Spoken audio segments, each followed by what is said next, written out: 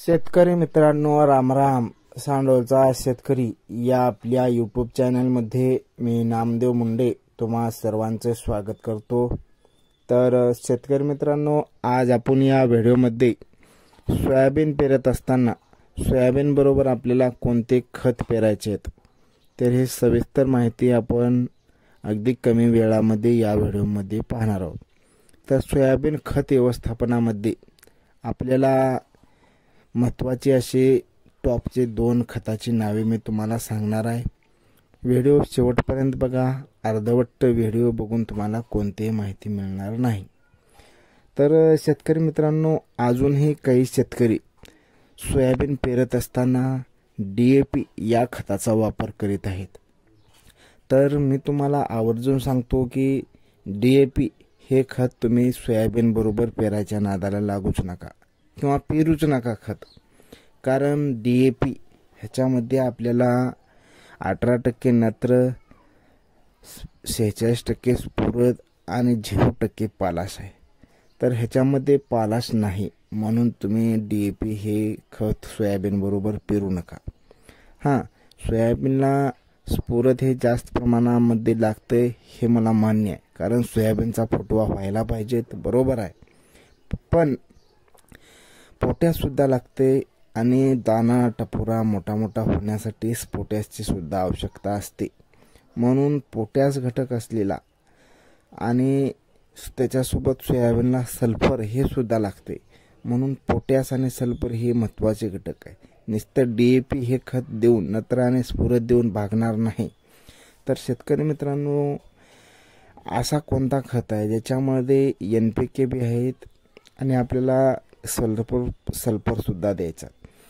तर NPK असणारा खत आहे, पहिला नंबर 1चा खत आहे 12-32-16.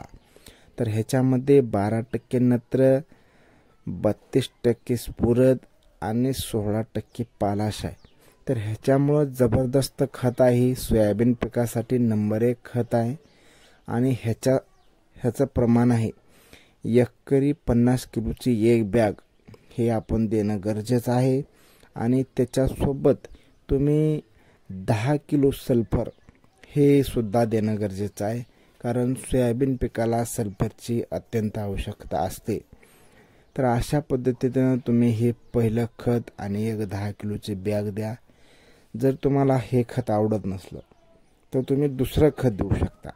तर ते कोणतं खत आहे तर ती आहे 14-35-14. हे खत सुद्धा सोयाबीनसाठी नंबर 1 खत आहे.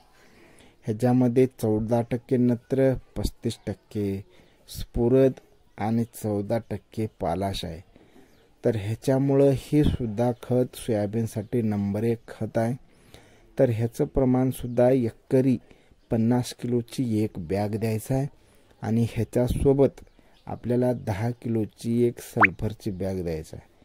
तर शेतकरी मित्रांनो, अशा पद्धतीनं तुम्ही जर ही 2 खतं जर दोन्हीपैकी कोणतं बी 1 खत आपण सोयाबीन पिकाला जर वापरलो तर ह्याच्यामुळं आपल्या सोयाबीन पिकाची वाढ, भरपूर फुटवा, तसंच दाना हे टपोरा मोठा मोठा सुद्धा होणार आहे. पोटॅशचं प्रमाण असल्यामुळं पिकावर रोगसुद्धा कमी प्रमाणामध्ये येणार आहे. तर शेतकरी मित्रांनो, तुम्ही DAPचा वापर करू नका. DAP वापरायचा असेल तर त्याच्यासोबत आपल्याला एकरी 20 किलो पोटॅश घेणं गरजेचं आहे. मग तेवढ्या कुटाण्यात करीत बसायचं नाही. सरळ 12-32-16 किंवा 14-35-14 त्याच्यासोबत 1 सल्फरची बॅग पेरून मोकळं व्हा. जबरदस्त उत्पन्न घ्या.